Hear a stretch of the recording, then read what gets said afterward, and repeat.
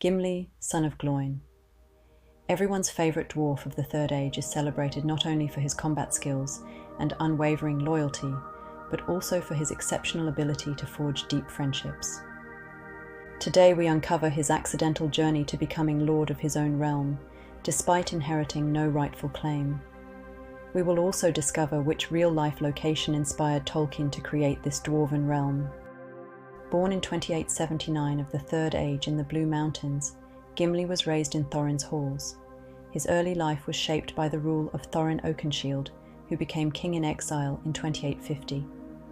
In 2941, Gimli's father, Gloin, joined Thorin on the quest of Erebor. Gimli was considered too young for such a perilous journey and stayed behind. The quest's success led to the death of the dragon Smaug and the reclamation of Erebor, allowing Gimli to move east and live with his father in the Lonely Mountain under King Dain Ironfoot.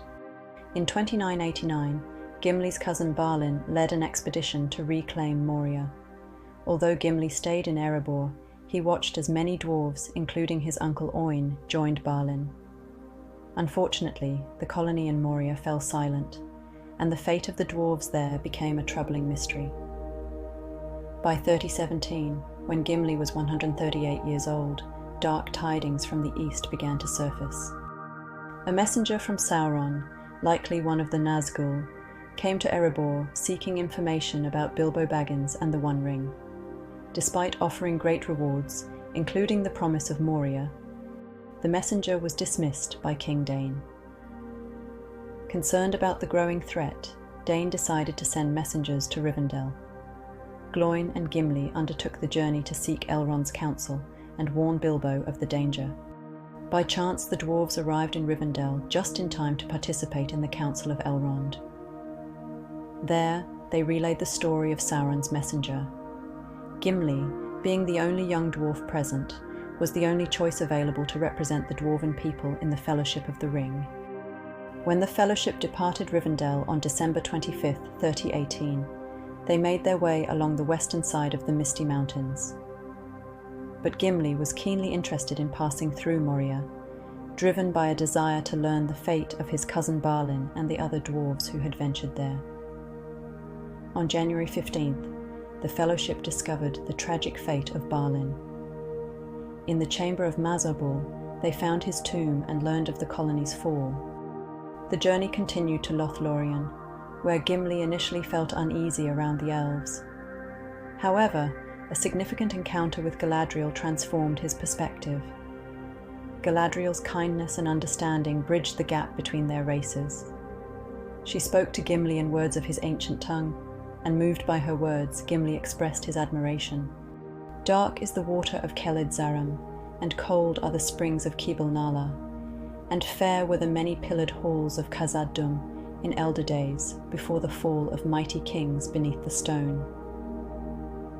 And the dwarf, hearing the names given in his own ancient tongue, looked up and met her eyes, and it seemed to him that he looked suddenly into the heart of an enemy and saw their love and understanding. Wonder came into his face, and then he smiled in answer. He rose clumsily and bowed in dwarf fashion, saying, "Yet more fair is the living land of Lorien, and the Lady Galadriel is above all the jewels that lie beneath the earth." When gifts were handed to the Fellowship at their departure from Lorien, Gimli asked for a single strand of Galadriel's hair. In an unprecedented gesture, Galadriel gave him 3 strands. When asked what he would do with such a gift, Gimli responded, "Treasure it, lady," he answered, "in memory of your words to me at our first meeting. And if ever I return to the smithies of my home, it shall be set in imperishable crystal, to be an heirloom of my house, and a pledge of goodwill between the mountain and the wood until the end of days." After the Fellowship was broken at Amon Hen, Aragorn, Legolas, and Gimli tracked the orcs through the lands of Rohan, where they encountered Eomer and his Eored, who were returning to Edoras after slaying a group of Uruks.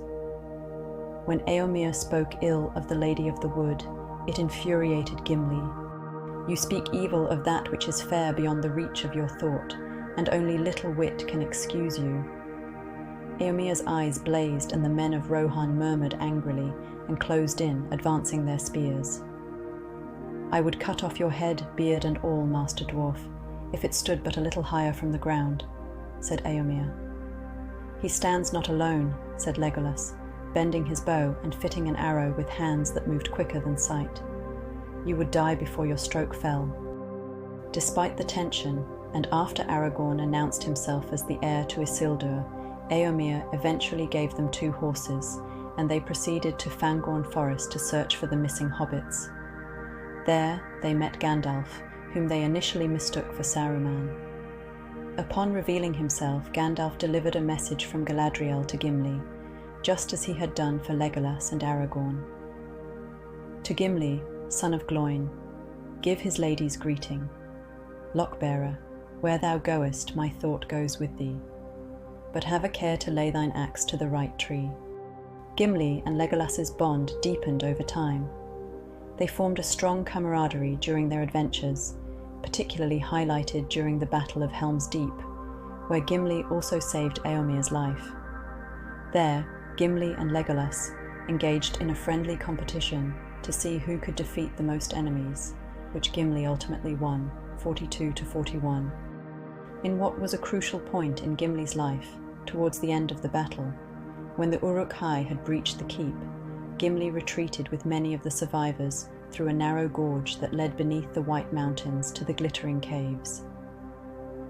It was here that he was enchanted by the beauty behind Helm's Deep. "My good Legolas, do you know that the caverns of Helm's Deep are vast and beautiful? There would be an endless pilgrimage of dwarves, merely to gaze at them if such things were known to be. Aye, indeed, they would pay pure gold for a brief glance." "And I would give good gold to be excused," said Legolas, "and double to be let out if I strayed in." Gimli fell in love with the caves, which he described as one of the marvels of the northern world. "Happy was the chance that drove me there. It makes me weep to leave them." As Gimli goes on to describe the beauty of the caves so passionately, Legolas is moved deeply and vows that should they both survive the war, he would return to the caves with Gimli, and promises to take Gimli to Fangorn Forest in return. Their adventures continued as they joined Aragorn on the paths of the dead. Gimli faced his fears to accompany Aragorn and the army of the dead to Pelargir, where they commandeered ships from the corsairs. During this time, Legolas began to hear the call of the sea, which deeply worried Gimli, who feared losing his friend to the Undying Lands. "If all the fair folk take to the havens, it will be a duller world for those who are doomed to stay." After the war and the destruction of the One Ring, Gimli stayed in Gondor for the coronation of King Elessar. He reconciled with Eomer of Rohan, who apologized for his earlier harsh words about Galadriel. Eomer, whom Gimli had earlier challenged to a fight if he did not concede that Galadriel was the fairest in all Middle-earth, begged the dwarf's pardon for his harsh words, having witnessed Galadriel at the coronation.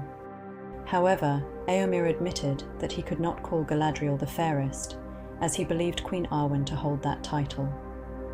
Gimli, content with Eomer's honest admission, accepted his apology, and they remained friends ever after. As the Fellowship members began to part ways, Gimli and Legolas honoured their vow. Legolas visited the Glittering Caves, marvelling at their beauty, and Gimli accompanied Legolas to Fangorn Forest. Eventually, Gimli returned to Erebor, where the Northern War had taken a toll. While the dwarves and men had been victorious, King Dane Ironfoot was slain, and his son, Thorin III Stonehelm, had become the new king. Gimli's father, Gloin, lived to hear of his son's great deeds in the War of the Ring, but passed away in the early Fourth Age. It was after Gloin's death when Gimli's legacy came to fruition. He led a group of dwarves from Erebor back to the Glittering Caves, with which he had become so enamoured, and there he established a new dwarven colony. Gimli, once an unwitting participant of the Fellowship of the Ring, became the Lord of the Glittering Caves. The dwarves of the Glittering Caves meticulously maintained the stone walls and tall domed ceilings, opened new passages and chambers, and hung lamps that illuminated the caverns. The glittering caves attracted dwarves from all over Middle-earth, as Gimli had predicted, and emerged as one of the most significant dwarven realms at the start of the Fourth Age. Just as Galadriel had foreseen, Gimli became very wealthy, yet gold had no hold over him like it had done to many dwarves before him. His leadership and the wealth of the caves contributed to the rebuilding of Gondor and Rohan, with the dwarves remaking the Great Gate of Minas Tirith using mithril and steel. Gimli ruled the glittering caves for around 100 years, valuing the memory of Galadriel's gift above all riches. And if you ever wish to witness the beauty of the glittering caves yourself, you can find them at Cheddar Gorge in Somerset, England. In letter 321, Tolkien explains that he based these glittering caves on the limestone caves which he visited during his honeymoon in the 1940s. When Aragorn passed away in 120 of the Fourth Age, Legolas, called by the sea, prepared to sail to the Undying Lands. Despite his earlier fears, Gimli did not have to face Middle-earth without his elven friend. Legolas took Gimli, now 262 years old, with him on the voyage west. In Valinor, Gimli spent the remainder of his mortal days in peace, alongside his dear friend Legolas, and under the watchful eyes of the Lady Galadriel.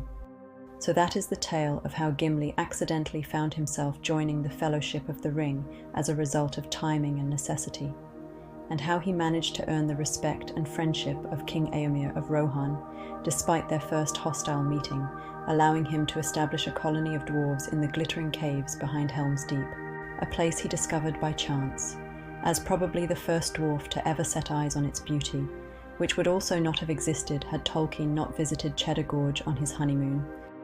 If you enjoyed this journey of Gimli's rise to becoming Lord of the Glittering Caves, please hit those like and subscribe buttons for more tales of Middle-earth.